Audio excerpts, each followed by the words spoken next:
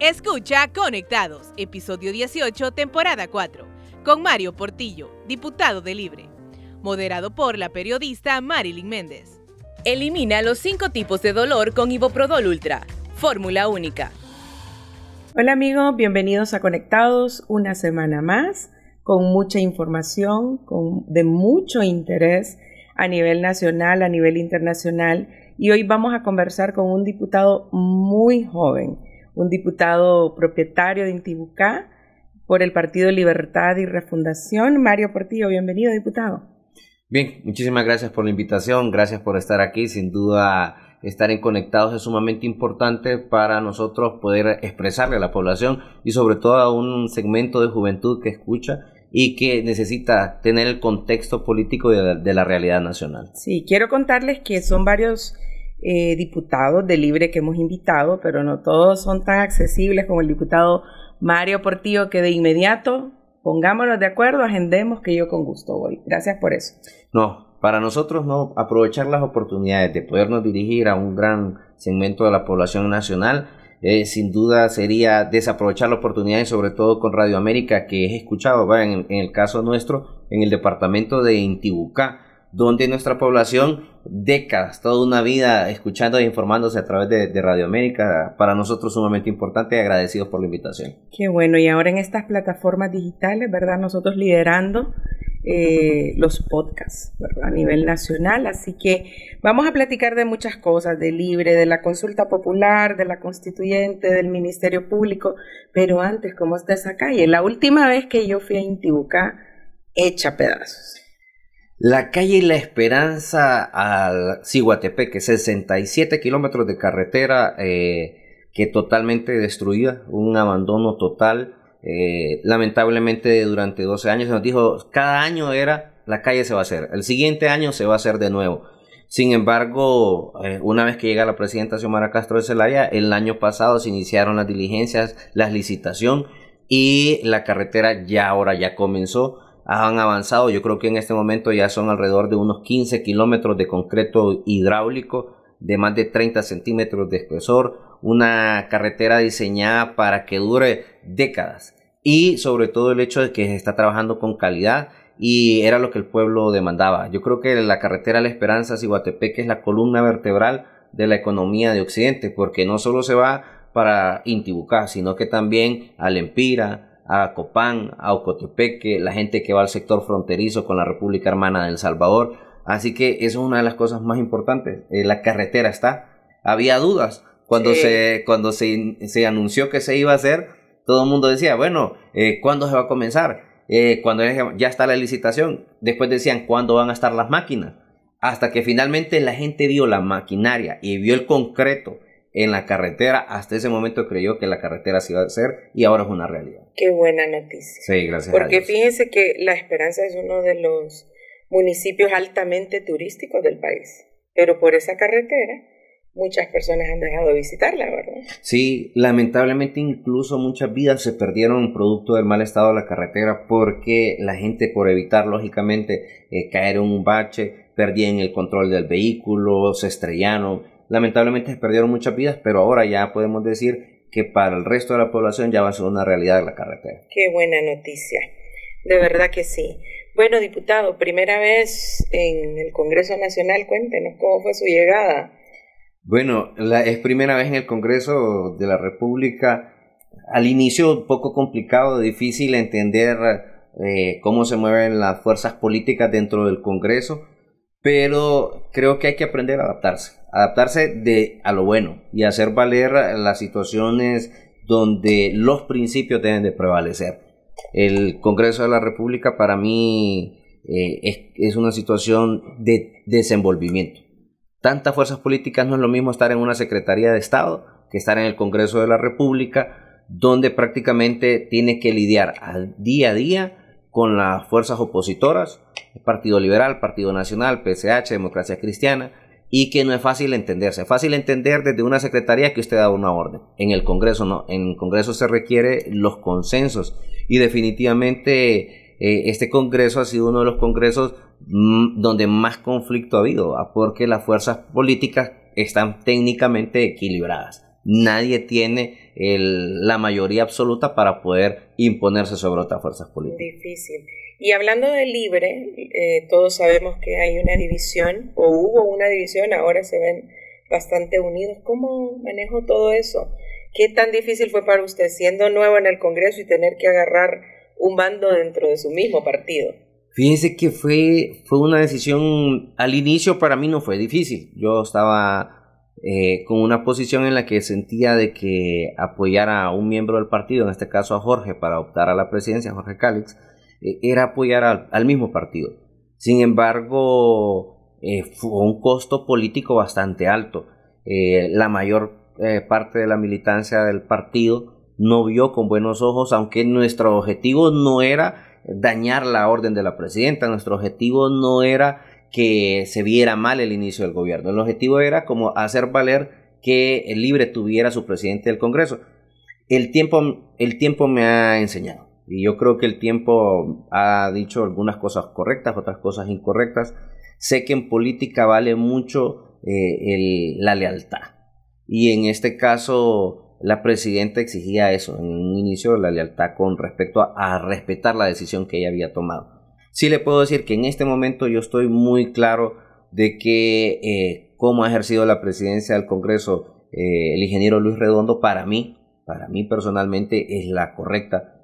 El Congreso usted puede hacer un montón de cosas, el tilín, ahí puede haber imposiciones y todo, pero uno de los mandatos del pueblo hondureño era no negociar ni impunidad, ni negociar a cambio de dinero, no volver a eso. Y por eso es que hemos visto los conflictos. Y quiero decirle que, aunque es muy criticado por cierto sector, creo que el hecho de cómo se ha planteado Luis Redondo en la presidencia del Congreso, para mí, después de 1 año, 8 meses de estar en ese Congreso, creo que es la correcta. Creo que el pueblo hondureño, alguna parte la va a entender, otra parte no, pero los resultados que se den van a ser los que van a decirle a la historia de Honduras, se hizo lo correcto. Sí, se les ha visto bastante unidos como bancada ahorita con la elección de esta comisión para elegir al fiscal interino. Sí, la mayoría de diputados que estamos ahí, estamos precisamente en cuanto a que hay que cambiar la realidad de este país. Yo siento que los miembros de la bancada de Libre, los 50 propietarios, 50 suplentes, aunque hay diferencias siempre, pero todos tenemos la certeza, la claridad de que hay un objetivo y es luchar contra la corrupción y desmontar los esquemas, los grupos de poder, las estructuras criminales que operaban dentro del Estado, desde el Congreso de la República, desde el Ministerio Público. No es fácil. Y uno de los mandatos del pueblo para con nosotros es hacer ese cambio. Mucha gente quisiera que Libre se apegara a las reglas que ya estaban dadas en la política. No entrar en conflicto, no entrar en negociaciones, conciliaciones, consensos, como le quieran llamar, pero en realidad lo que hay en el Congreso de la República son negociaciones. Y muchas de las negociaciones que exigían en este momento era impunidad, evitar las extradiciones, evitar los requerimientos fiscales y garantizarles a aquellas empresas vinculadas en actos de corrupción que no van a ser tocadas. Y eso no se hizo, no se va a hacer, y por eso la unidad en torno a la Junta Directiva. Sí, pero como usted es un diputado nuevo, también el discurso es más fácil de entendérselo a usted. Pero ¿qué pasa con esos compañeros dentro de su bancada que vienen de otros partidos que son más convencionales y que han tenido hasta procesos judiciales? Mire, yo soy claro en algo, sin importar el color político, sea azul, rojo y blanco, rojo y negro, verde, amarillo, los que sean, la corrupción no se puede permitir. Y no importa si dentro del partido hubiera gente que en su momento saliera señalada por actos de corrupción, igual debe de ser castigada. Un corrupto que no se castiga prácticamente es la incubadora para que surjan nuevos corruptos. Y eso le pasó al Partido Nacional, eso le pasó a Juan Orlando. Si la cabeza estaba robando, el resto dijeron, ¿y nosotros por qué no? Y inició un frenesí de corrupción. Y nosotros, que hemos vendido al pueblo hondureño que somos diferentes, no podemos caer en eso. Yo siempre lo señalo, lo voy a señalar. Nosotros podemos darle un respaldo a un compañero cuando prácticamente es señalado por algún hecho, pero una vez que recae una sentencia, nosotros no podemos decir este es diferente, porque entonces caemos en el mismo juego de lo que estábamos condenando. Exacto, ese doble discurso que a veces tienen los políticos, ¿verdad? Hablando de corrupción, diputado, ¿qué tanto daño le hizo a su departamento el gobierno anterior? Porque Intibucá es uno de los departamentos más pobres de Honduras. ¿Qué tanto daño le hizo? ¿No hubo nada de desarrollo? Mire, en el caso de Intibucá, el sector de Occidente, lamentablemente seguimos siendo uno de los departamentos más subdesarrollados. El nivel de la vida de nuestra gente es sumamente pobre, extrema pobreza, la gran mayoría, la gente lenca. Y mire, para el Partido Nacional, mantener a la gente en pobreza, tener una fábrica de pobres era garantizar que ellos podían seguir teniendo hegemonía en esos departamentos. Intibucá, Lempira, La Paz fueron los departamentos donde surgieron los votos rurales, los famosos votos rurales. Y aún así, que eran la cuna de la estrella solitaria del Partido Nacional, aún así no hubo el desarrollo necesario.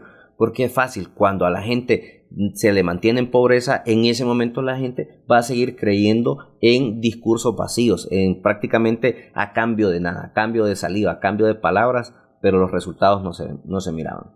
No hubo desarrollo. La inversión fue poca, y la que hubo, lamentablemente, hubo bajo el esquema de las ONG que tenía el Partido Nacional para saquear los recursos del Estado. Allá usted va a ver canchas de grama sintética sobrevaloradas, carreteras sobrevaloradas, escuelas. Yo visité hace 2 semanas una escuela en San Miguelito de Intibucá que ya se está cayendo el techo, ya la pintura ya se cayó, las paredes están rajadas, y eso es producto de que las ONG que tenía el Partido Nacional y que se nos ofrecieron, aquí hay tantas ONG con las que ustedes pueden trabajar, y no era el esquema de la presidenta Xiomara Castro de Zelaya. Sin embargo, estaban vigentes, y esas son de las que tienen que ser investigadas ahorita, porque fueron prácticamente la forma de saquear los recursos del Estado.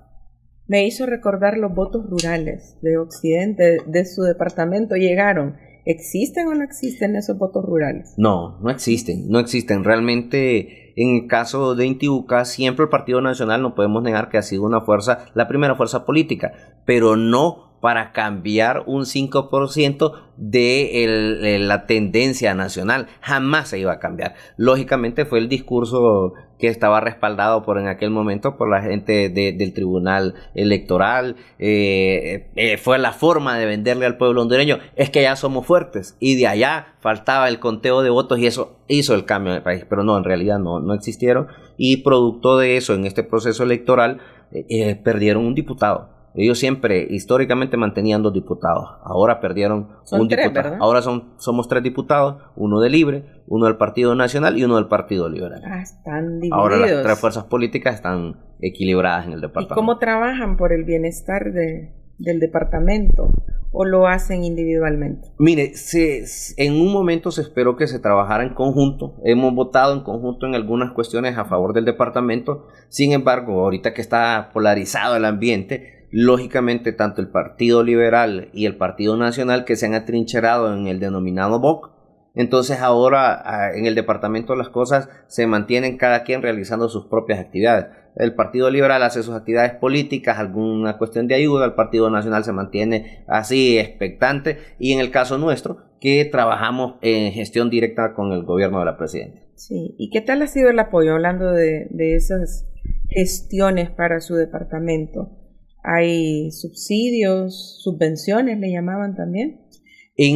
Hay una subvención del Congreso de la República. Esa es una subvención que se denominó en su momento el bono navideño, que fue el año pasado, que fueron 100,000 lempiras, y posteriormente el bono del pescado, denominado, mal llamado el bono del pescado. Pero yo le decía algo, lo que pasa es que fueron momentos un poco complejos en los que previo a la Navidad y previo a la Semana Santa, lo que crea prácticamente el morbo de que era para que los diputados no fuéramos a disfrutar la Navidad y después a la Semana Santa. Pero fíjese que, sí le voy a decir, es primera vez, yo sí lo tomé, lo anuncié que lo iba a tomar, y he anunciado también que tengo a disposición tanto el informe que se presentó al Congreso de la República, como el informe que mantengo yo en reserva para poder acreditar. Ahí le piden de todo, a modo que usted un centavo no lo pueda desviar, no se lo pueda comer, porque en el pasado se dieron 2.000 millones de lempiras a los diputados en subsidios o fondo departamental. 2.000 millones de lempiras. De esos 2.000 millones de lempiras, prácticamente solo tenemos liquidados en el Congreso 66 millones de lempiras. 1.934 millones de lempiras. No se sabe si los liquidaron, si no los liquidaron, si se los comieron, pero ese es un caso que también investigó la CICI, que se llama Red de Diputados. Entonces ahora son sumamente estrictos para la liquidación de esos fondos. La Maxi. Sí. La Maxi, perdón. Sí, correcto. Sí. Diputado, y ya casi van a llegar a 2 años de gobierno, pero el Congreso ha estado bien convulsionado y es bien difícil ante tanta polarización, ¿verdad?, sacar resultados. Pero el Ejecutivo, ¿cómo ha visto el Ejecutivo? Mire, hay bastante inversión en el país. El Ejecutivo, lógicamente, la demanda, y nosotros le dijimos al pueblo un cambio de 180 grados.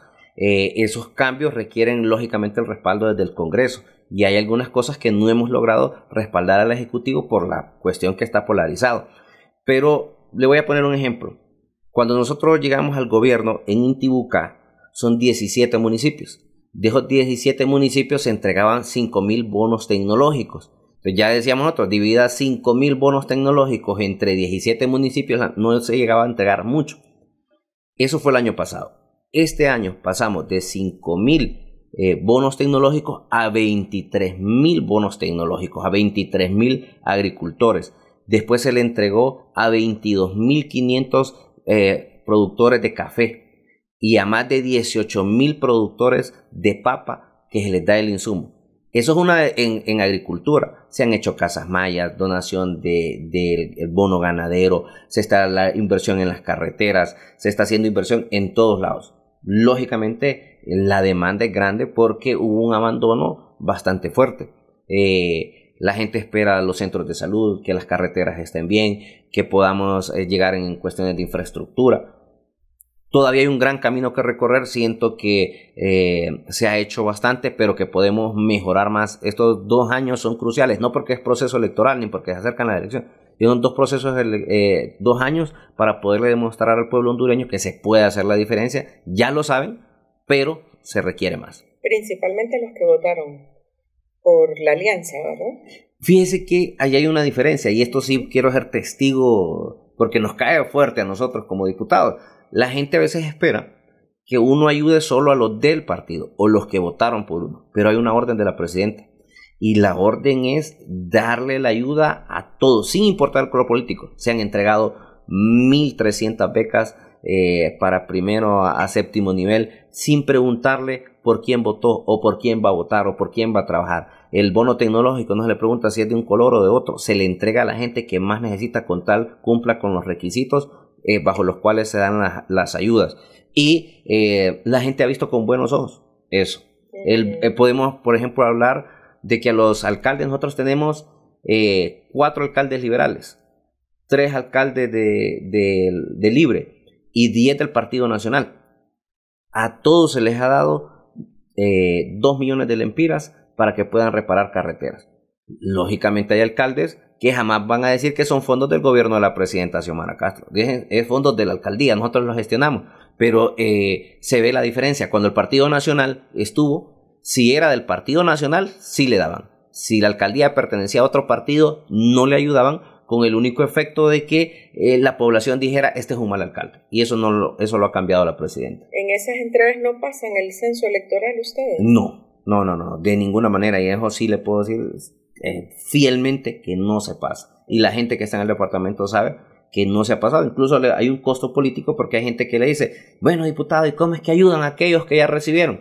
Porque es una orden, primero, es una cuestión humanitaria. Y segundo, es la orden de la presidenta para cambiar la realidad de este país. De 10 millones de hondureños, 7.6 millones de hondureños están en pobreza. Y de esos 7.6 millones, 5.3 están en extrema pobreza. Y si para cambiar la realidad de este país usted dice solo voy a ayudar a los que votaron por mí o solo voy a ayudar a los de mi color político, jamás se va a cambiar la realidad de este país y vamos a estar en el mismo círculo. Sí, y como vamos a año electoral, ¿verdad? Aunque las elecciones sean hasta 2025, ¿verdad? Correcto. Pero el otro año ya empiezan con carrera política, y usted siendo político, ¿cómo va a hacer para llegar a ese electorado que no votó por usted y que pueda buscar una reelección? ¿Ya lo decidió o no? Mire, yo tengo claro esto, y no es un discurso político. En realidad, cumplí siendo diputado. A diferencia de otros diputados que cuando han llegado regresan a las comunidades cuando ya llega el proceso electoral. Su servidor, por ejemplo, estos 2 meses que, por decirlo así, el Congreso ha estado trabajando sin sesiones, hemos utilizado el tiempo para visitar todos los sectores, lo mismo el año pasado. Entonces, yo creo que al final la población es la que va a decidir. Quieren intentar con otra persona que podría ser mejor o podría ser lo mismo de antes. O pueden intentar nuevamente con nosotros que ya hemos dado una muestra de querer hacer las cosas diferentes. Pero eso se va a ver en el camino. El objetivo ahorita es servirle a la población y no es discurso político, es una realidad. Lo hemos cumplido. Sí, muy bien, diputado. Ya conversando sobre la situación en el Congreso. Elimina los 5 tipos de dolor con Iboprodol Ultra. Fórmula única. Y toda esta polarización, nunca vimos un Congreso tan polarizado como este, ¿verdad? ¿Cree que con la elección del fiscal general interino y el fiscal también adjunto interino pueda calmarse un poco la situación? ¿Puedan volver a sesionar normal ustedes? Mire, la elección del fiscal general y este Congreso, el conflicto que ha ocurrido, que ha sido no solo por este tema del Congreso, de los fiscales, sino también anteriores, con los temas del presupuesto y otras reformas, la ley de justicia tributaria. Aquí lo que pasa es que en el país está ocurriendo algo que es una metamorfosis.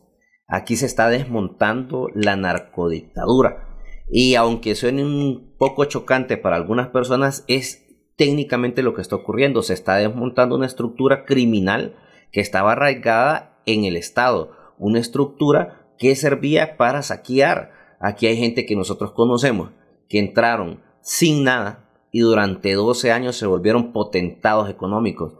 Dueños de bancos, dueños de cooperativas, de apartamentos, edificios en Estados Unidos, rutas de transporte, etcétera, etcétera. ¿Qué es lo que sucede? Ellos están jugándose la libertad. Se están jugando la libertad, el patrimonio que mal obtenido, pero que ahora tienen sus familias y que posiblemente les va a tocar o enfrentar la justicia o que tener que huir a Nicaragua, que es el lugar donde les encanta irse. Critican a Nicaragua, pero huyen a Nicaragua. Entonces, el conflicto va a seguir. Esperamos que no sea el grado en el que no nos permitan sesionar, en el que se cierren, sino que sea que el que tenga que enfrentar la justicia vaya y lo haga en los tribunales. Yo soy abogado de profesión y el respeto a la defensa, ese tiene que existir. Porque podría ser que alguien lo hayan señalado y que finalmente termine probando que no tiene nada que ver, pero no bajo que ellos tengan el control del Ministerio Público y que los fiscales no presenten las pruebas o presenten mal un procedimiento, o que un juez que ahora ya no va a recibir órdenes del Partido Nacional sea el que valore y diga aquí hay 20 cartas de libertad como lo hicieron con Callejas. Ahora lo que nosotros queremos es que todos los que sean señalados por actos de corrupción vayan y lo enfrenten, muchos de ellos diputados. Yo le digo, red de diputados. Ahí hay diputados de todos los partidos políticos involucrados. Pero también hay diputados actuales que son exfuncionarios y que fungieron en varias instancias del gobierno, varios programas de gobierno y que han sido señalados. Es que aquí no hubo una institución del Estado en la que no se señalara que hubo actos de corrupción. Porque la cabeza estaba mal, el resto también lo hizo. Sí. Usted señala varios casos de corrupción de los gobiernos nacionalistas. ¿Qué pasa con los casos de Partido Liberal, de funcionarios actuales en Libre que cometieron actos de corrupción estando en el Partido Liberal? Mire, yo soy claro y lo mantengo. Si a alguien se le demuestra liberal, nacionalista, libre, se le acredita que cometió un ilícito, debe de pagar. Es que aquí no es una cuestión de partidos políticos, es una cuestión de Honduras, una cuestión en la que corrupto es corrupto. Y cuando nosotros, voy a tomar una frase de una persona que dijo que había un problema estructural en el país y un problema de conciencia. Cuando usted tiene un corrupto de funcionario y ese corrupto roba y sale bien librado, dice, este sí es astuto, este sí sabe a lo que llegó, este tipo sí le entiende al trámite. Cuando llega una persona honesta, dice, este no le entiende, este no sabe a qué vino. Porque realmente tenemos tan arraigada la cuestión de corrupción que enaltecemos al corrupto y menospreciamos al honesto. Al que se le demuestra, sin importar el color político, debe de pagar. Y el pueblo lo va a ver bien, lo va a ver con buenos ojos, va a aplaudir al pueblo hondureño. Es la demanda de la gente, que mientras hay mucha gente que se está muriendo tierra adentro porque se robaron los recursos, aquí hay gente que disfruta la mejor champaña, la mejor comida, que nunca en su vida la habían disfrutado, pero que les encanta. Así es. Y ese debería de ser como un apoyo generalizado, ¿verdad? La lucha contra la corrupción. Usted dio unas declaraciones acerca de alrededor de 80 requerimientos fiscales con esta nueva fiscalía, pero dio a entender que era contra opositores. ¿Es correcto eso? Mire, es que aquí voy a ser claro, y no solo son 80, seguramente son más. ¿Y qué es lo que sucede? En este caso, la MASI dejó procesos ya prácticamente listos de requerimientos fiscales y que tanto Chinchilla como Cibrián, que tenían el deber de autorizar la presentación de esos requerimientos, nunca autorizaron. Y están engavetados en el Ministerio Público, listitos como para ponerlos al horno. Pero también hay investigaciones que ya estaban adelantadas que se pararon porque eran contra altos funcionarios. Y no es una persecución, porque ni tan siquiera es una cuestión de persecución política como lo quieren hacer ver.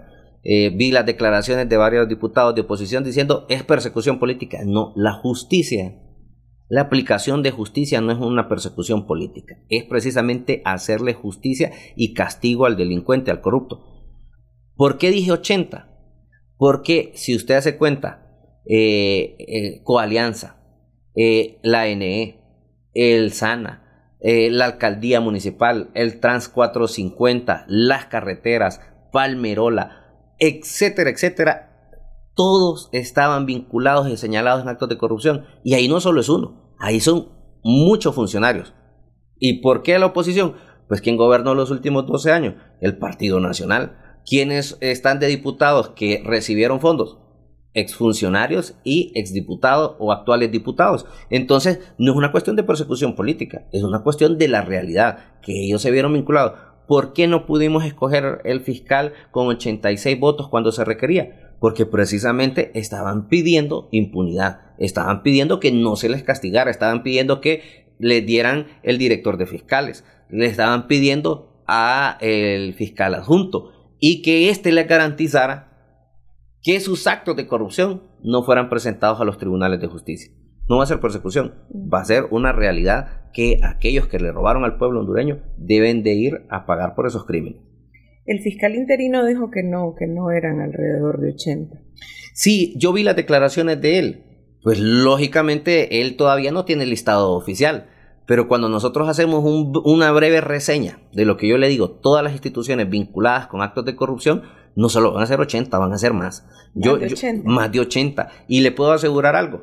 La mitad del hemiciclo se va a quedar vacía y seguramente se va a quedar con diputados suplentes que no estaban vinculados a actos de corrupción. El resto va extraditado, van con requerimientos fiscales seguramente presos y el resto va a huir a Nicaragua. Eso es un hecho y eso va a ser la realidad de este país en las próximas semanas y los próximos meses. Interesante. Hablando de extraditados, dice el designado presidencial que en la junta directiva hay un extraditable sentado ahí. ¿Es cierto eso o solo es parte del discurso de él?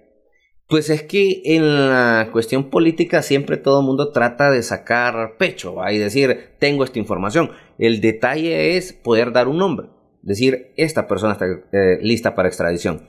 Nosotros podemos hablar de personas que están en lista de extradición conforme a los procesos que se llevan en la Corte de Nueva York en el caso de Juan Orlando y que también se señalaron en el caso de Tony Hernández. Ahora, en su momento estamos esperando también porque desde el Congreso se formó una comisión para que se hiciera el estudio de las órdenes de extradición pendientes. Y eso es una deuda que tiene también la Corte Suprema de Justicia, actuar lo más pronto posible con las órdenes de extradición que han estado. Sí se hemos visto hasta ahorita órdenes de extradición, pero podemos decir de gente meramente relacionada con narcotráfico y no narcopolítica. que ese es otro caso que la MASI también investigó, la narcopolítica. ¿Y la de la Sisi cómo está ahora con todo este asunto en el Congreso? Tiene que ser aprobada en el Congreso. Sí, esa es otra de las demandas, una promesa también de la presidenta. Hay un proceso a seguir que es realmente engorroso y bastante tiempo. La presidenta envió a las Naciones Unidas una solicitud para que el tiempo se redujera.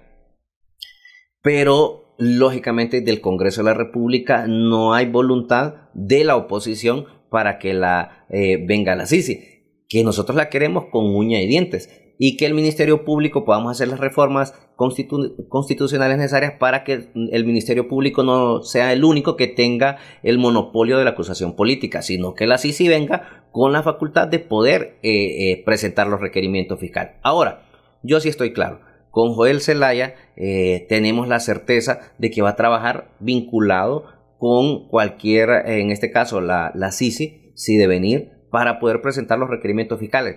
Sí, tenemos que recordar el pasado. Hay gente que no le gusta recordar el pasado. Durante 5 años, prácticamente el Congreso de la República, el Ministerio Público y el Poder Judicial estaban silenciados y fueron partícipes y cómplices silenciosos de la corrupción en este país. Sí, hablando de Joel Zelaya, se le critica por parte de la oposición que es un hombre extremadamente político. ¿Lo conoce usted? No, incluso fíjese que personalmente no lo conozco, no lo he tratado. Del currículum que leímos de él, en realidad tiene la capacidad, como abogado tiene la capacidad, ha estado representando varias instituciones, varios organismos, y lo que sí me gusta de él es que es un hombre que no se cierra a las declaraciones. Ya lo vimos en las primeras declaraciones y esperamos que, así como es con los periodistas, así sea contundente también al momento de presentar, desengavetar los requerimientos fiscales. Dijo que no habían 80, pero cuando tenga el listado yo lo invito a que nos diga oficialmente cuántos son los requerimientos que ya tienen listos. Sí, porque hace muchísimos años fue la última vez que vimos un fiscal bien accesible para dar declaraciones, ¿verdad? Sí, el Ministerio Público, igual que otros organismos del Estado, prácticamente puede volverse la forma de capitalizarse, porque ahí pasa toda la aplicación de justicia de este país. Si tenemos un fiscal que se encierra, un fiscal que no le rinde cuentas al pueblo, lógicamente se las está rindiendo a alguien más. Entonces yo creo que en este momento, bueno, ahora los medios de comunicación, las redes sociales son tan importantes para mantener a la población informada. Nosotros no podemos decirle a la población, no le vamos a pasar la información porque no son capaces de analizarla. Ahora la población, los jóvenes, están encantados de poder conocer el contexto de nuestro país. Sí, y doy fe de eso porque el exfiscal nos mantenía bloqueados en redes sociales a varios periodistas. Sí. No daba declaraciones tampoco. Es que, por ejemplo, hay gente que viene a los medios de comunicación, o usted le responde un tweet, un X ahora, y no le gusta. Casi le ponen qué les va a preguntar o qué sí les puede preguntar y qué no. Yo creo que esa clase política hay que exterminarla, porque esa es la que le tiene miedo al pueblo. Y cuando no quieren contestar algo es porque algo están ocultando. Así es. ¿Y usted no pidió permiso para venir acá a Radio América? Fíjese que no, de ninguna manera. Y aunque nunca nos han dicho en libre, tienen que pedir autorización. No, gracias a Dios tenemos esa libertad de poder venir a los medios de comunicación. Qué bueno, porque hay otros miembros de Libre que sí tienen que... Puede ser la temática también, ¿verdad? Podría ser la temática, pero yo estoy dispuesto a responder lo que usted me pregunte. Qué bueno, diputado. Ya para ir finalizando, tengo 3 preguntas más acerca de los requerimientos fiscales. Usted mencionaba que Chinchilla y Cibrián engavetaron una serie de casos. ¿Qué pasó con los poderes que ustedes le dieron a Luferco para que trabajara directamente con la Corte entonces?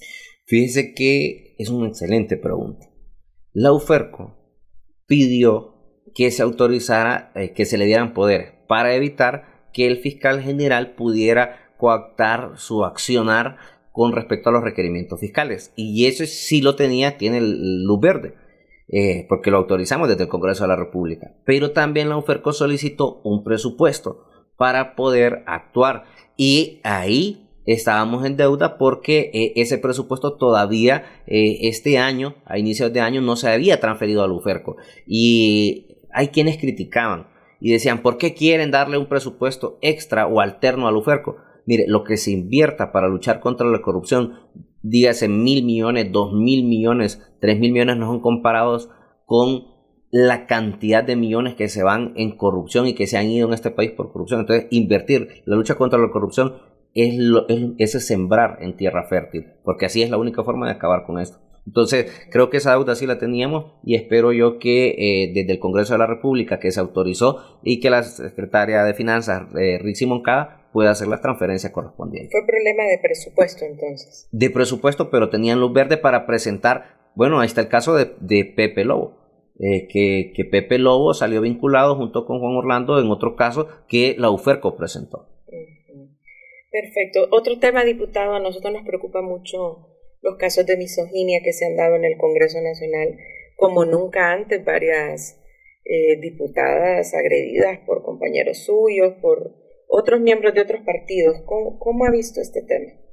Mire, fíjese que la participación en política de las mujeres es sumamente compleja, difícil y lamentablemente se ven avasalladas por la cantidad de hombres que estamos ahí. Algunos, yo por ejemplo tengo una compañera diputada suplente, una licenciada en educación, una compañera con la que yo incluso no me gusta que le digan diputada suplente. Para mí ella es diputada, es una compañera, trabajamos en conjunto, pero no todos tienen ese actuar. Hay diputados de todos los partidos políticos que sí ejercen una supremacía sobre el hecho de algunas compañeras.